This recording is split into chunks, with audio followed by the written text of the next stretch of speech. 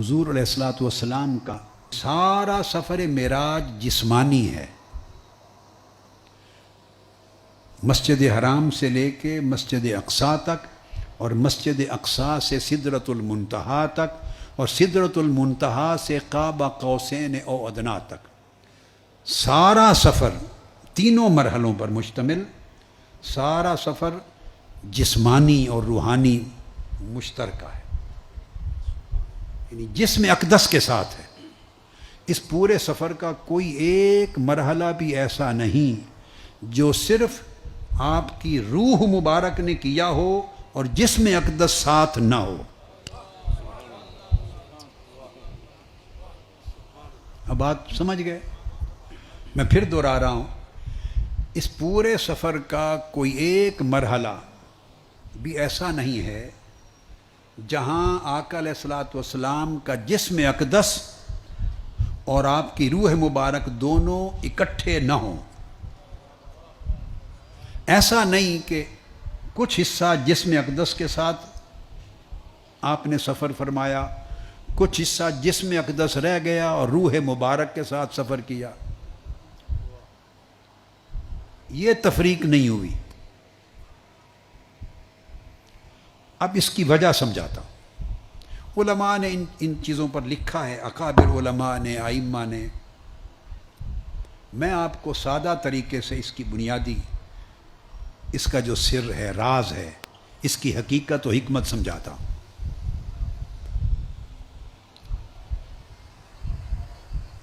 میں یہ پہلی دلیل سمجھانا چاہتا ہوں کہ آپ سارے سفر کو کچھ حصہ جسم کے ساتھ اور کچھ حصہ روح کے ساتھ اس طور پہ تقسیم نہیں کر سکتے، تقسیم نہیں کر سکتے۔ یا سارا سفر جسم کے ساتھ ماننا ہوگا، یا سارا سفر بغیر جسم کے صرف روحانی طور پر روح کا ماننا ہوگا۔ میں دوہرا رہا ہوں کہ آپ اس سفر کو کچھ معراج اور آپ کا اسراء مع الجسد فقط، اور کچھ حصہ سفر مع الروح فقط، بلا جسد، بغیر جسم کے، اس طرح اس سفر کے حصے اور ٹکڑے نہیں کر سکتے۔ یا سارا سفر جسم و روح کا اکٹھا جسم کے ساتھ ماننا ہوگا، یا سارا سفر جسم کے بغیر فقط روح کا ماننا ہوگا۔ بین بین کی صورت ممکن نہیں۔ کوئی یوں کہہ سکتا ہے کہ کیا حرج ہے کہ مسجد حرام سے مسجد اقصیٰ تک کہ سفر کو جسم سے مان لیں اور اوپر کا حصہ صرف روح کا مان لیں۔ کوئی یہ کہہ سکتا ہے، اور ہم بھی اس کو بات سمجھنے سمجھانے کی غرض سے ایک لمحے کے لیے اپنے پاس رکھتے ہیں اور اس پر غور کرتے ہیں۔ اگر کوئی کہے کہ صرف روح کے ساتھ ہوا ہے، کوئی کہے کہ یہ معراج فقط روحانی ہے، تو یہ بات یاد رکھ لیں، روحانی معراج سے مراد، جو لوگ ایسا کہتے ہیں، وہ منامی معراج ہوتا ہے، خواب کی معراج۔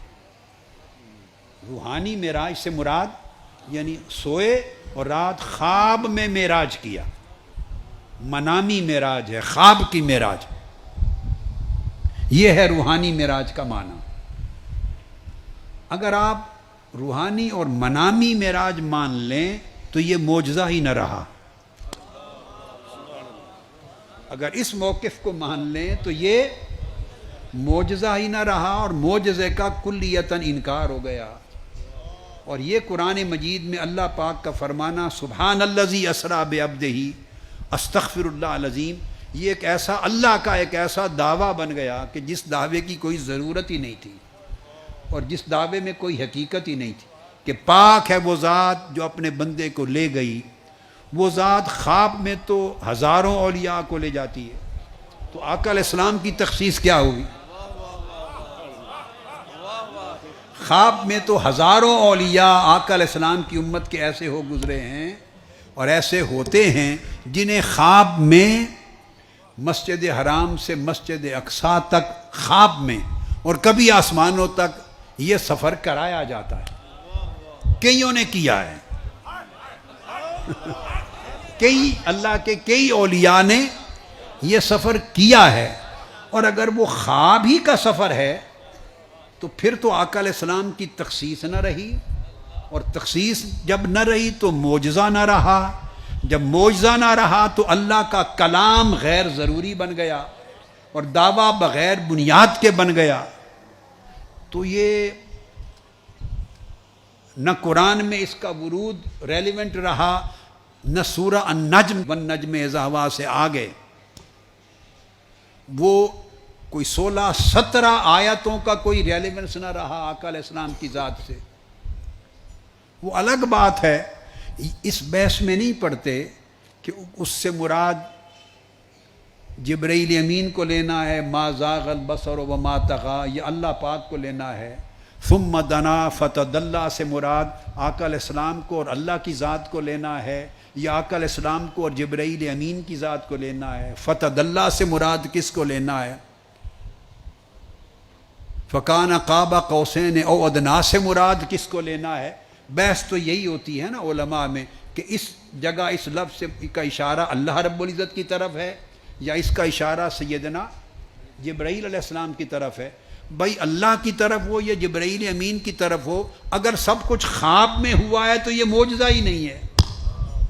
خواب آتے رہتے ہیں، خواب عام مومنین مسلمانوں کو بھی آتے ہیں اور صالحین کو اس سے بہتر صادق خواب آتے ہیں، سچے. پھر اولیاء کو ان سے اچھے سچے خواب آتے ہیں. پھر اولیاء کاملین کو، صادقین کو، مقربین کو، صدیقین کو اور سچے خواب آتے ہیں. اور سچے خوابوں میں اولیاء کو اللہ کی زیارت بھی ہوتی ہے، جبرائیل امین کی زیارت بھی ہوتی ہے، وہ جبرائیل امین کے ساتھ سفر بھی کرتے ہیں، وہ مسجد اقصیٰ بھی جاتے ہیں، وہ آسمانوں پر بھی جاتے ہیں، وہ جنتوں میں بھی جاتے ہیں. اولیاء خواب میں ہر جگہ جاتے ہیں. اب اگر اس کو منامی اور روحانی معراج لے لیں تو یہ تو معجزہ کا انکار ہو گیا، یہ تو معجزہ کا ہی انکار ہو گیا. اور اللہ پاک جو اس طرح فرما رہے ہیں سبحان الذی، پاک ہے وہ ذات. کوئی بڑا کام ہو تو تب اللہ اس بات کو سبحان الذی سے شروع کرتا ہے. آپ بھی سبحان اللہ کہتے ہیں نا. ایک عام بات ہو، مثلا یہ اگر میں پانی پی لوں تو آپ سبحان اللہ کہیں گے؟ ہر کوئی پانی پیتا ہے، اس میں سبحان اللہ کی کون سی بات ہے؟ آپ سمجھ گئے. اگر کوئی کھانا کھا لے تو سبحان اللہ کی کون سی بات؟ کسی کو نیند آ جائے، اس میں خواب آ جائے تو سبحان اللہ کی کون سی بات ہے؟ جو مطابق عادت ہو اس پہ سبحان اللہ نہیں کہا جاتا. جو زندگی کے عام طور طریقوں اور عادتوں کے مطابق ہو اس پر آدمی سبحان اللہ نہیں کہتا. سبحان اللہ اس پر کہتے ہیں جس بات پر تعجب ہو، جو عادت کے خلاف ہو. انسانی طاقت، عادت، صلاحیت، استعداد، قوت اس کو عام طور پہ نہ پہنچ سکتی ہو. کوئی انوکھا اور نرالا کام ہو جو کوئی اور نہ کر سکتا ہو اور کوئی کر دکھائے، اس پر انسان ایسے کلمات تحسین بولتا ہے سبحان اللہ. یہ ہے سبحان الذی اسریٰ بعبدہ، پاک ہے وہ ذات. اور پاک کس سے؟ شک و شبہ اور اعتراض سے پاک ہے، ہر قسم کی کمزوری اور نقص سے پاک ہے. جو چیز تم سوچ نہیں سکتے وہ اللہ نے اپنے محبوب کے لیے کر دکھائی. تو فرمایا پاک ہے وہ ذات سبحان اللہ. تو پہلی بات تو یہ ہوئی کہ اگر اس کو منامی اور روحانی لے لیں، منامی لے لیں، سمجھ رہے، تو پھر تو معجزہ نہیں، پھر تو معجزہ نہیں. اب سیکنڈ سٹیپ لیتا ہوں، آگے ایک قدم آگے بڑھتے ہیں.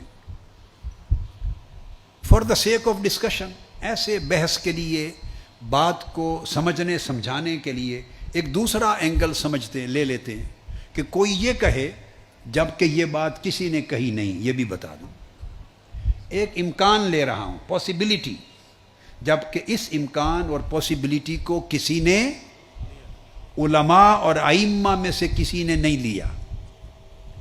مگر کیا فرق پڑتا ہے، یعنی جس کے جی میں جو آئے وہ اگل مار دیتا ہے، تو چلو اس کو بھی انٹرٹین کر لیتے ہیں. کوئی کہے کہ خواب تو نہیں تھا مگر جسم بھی نہیں گیا، فقط روح گئی، تو یہ بے عقلی کی بات ہے۔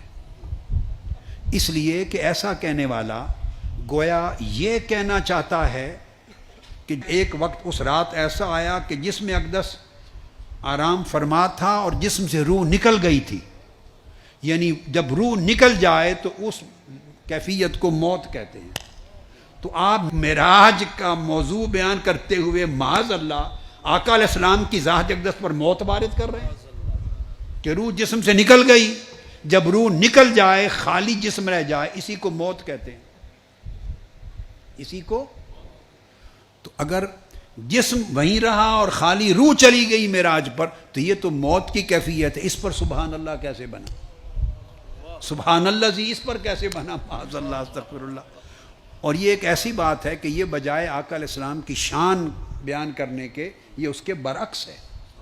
اور پھر 1200 سال میں ائمہ، محدثین، علماء، متکلمین، فقہا اور اکابر اصول دین اور عقیدے کے کسی نے یہ بات نہیں کہی کہ جسم وہیں رہا مکہ معظمہ میں جہاں آپ لیٹے ہوئے تھے اور روح اس میں سے نکل گئی اور جبرائیل امین روح کو ساتھ لے کے چل پڑے۔ کیا؟ روح کو ساتھ لے کے چل پڑے اور روح گئی اوپر قاب قوسین تک یا سدرۃ المنتہا تک یا مسجد اقصیٰ تک۔ سمجھ گئے؟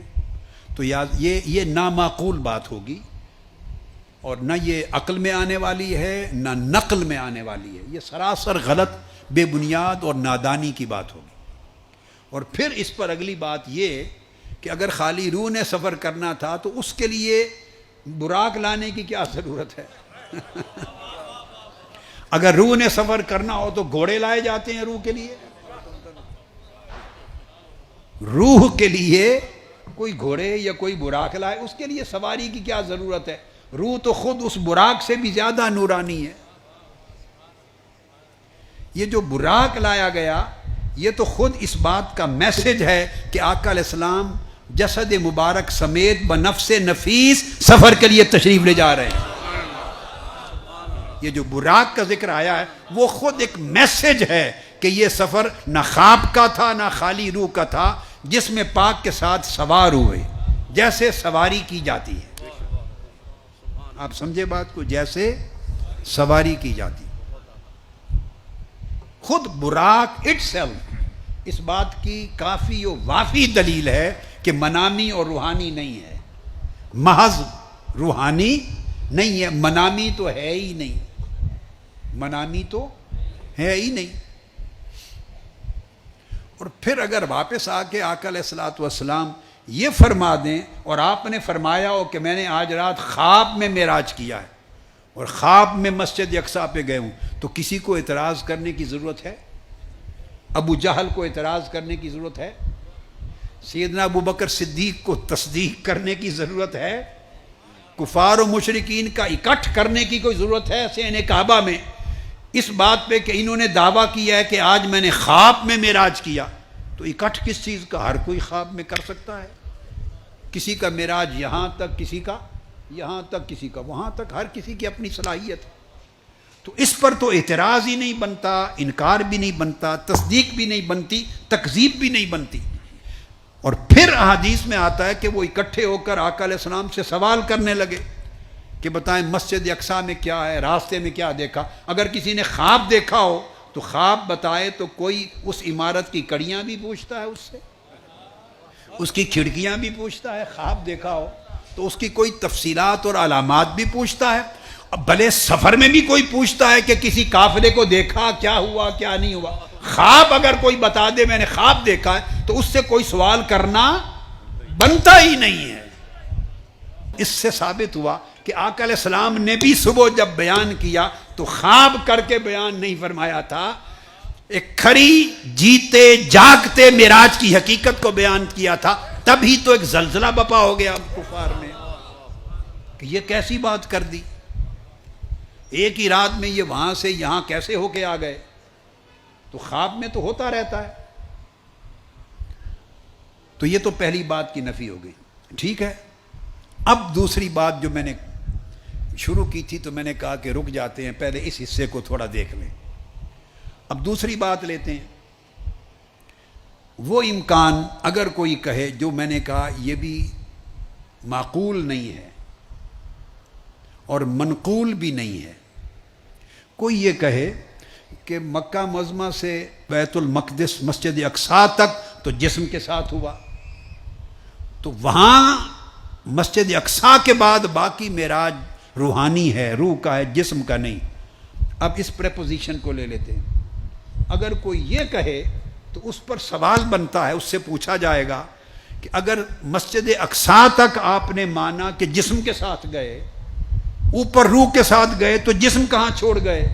حرم کعبہ میں چھوڑ گئے یا ادھر فلسطین میں رہ گیا جسم اقدس؟ تو یہ بات غیر معقول ہے اور غیر منقول.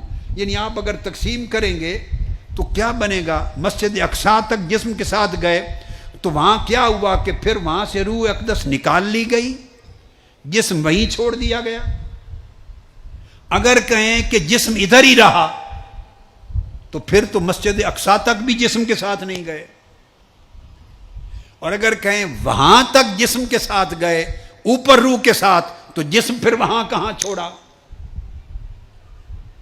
روح کب پلٹی، پھر جسم میں کب آئی، اور اس عرصے میں جسم زندہ رہا یا وفات پا گئے؟ سارے سوال جو مکہ معظمہ میں قیام کے دوران وارد ہونے تھے وہ سارے القدس میں وارد ہو گئے. اب آپ سمجھے؟ آپ نے وہاں لے جا کر پھر جسم اور روح کو جدا کر دیا، تو جسم اقدس کا کیا بنا، روح اقدس کا کیا بنا؟ تو اوپر روح اقدس کو لے جانے کی ضرورت کیا تھی اگر جسم نہیں جا رہا؟ تو جسم اقدس وہاں رہا یا وہاں سے براق پر واپس آ گیا؟ وہ براق پر واپس آ گیا تو روح مبارک کس چیز پر گئی؟ اگر براق روح لے گئی اوپر تو جسم واپس کیسے آیا؟ آپ بات کو سمجھیں. لہذا اگر آپ اس مفروضے کو بنا لیں تو اس میں بھی کوئی جان، عقل اور شعور اور دلیل نہیں ہے. تو میں نے عرض کیا نہ یہ جواز ہے کہ منامی خواب میں ہوا، نہ اس امر کا جواز ہے کہ جسم وہیں رہا، جسم اقدس اور خالی روح معراج پر گئی، اس کا بھی کوئی جواز نہیں. اور نہ اس امر کا جواز ہے کہ آدھا سفر جسم و روح کا اکٹھا ہوا اور وہاں جسم اقدس رہ گیا اور روح مبارک اوپر چلی گئی. ان تینوں امکانات میں سے کوئی امکان قابل قبول نہیں بنتا.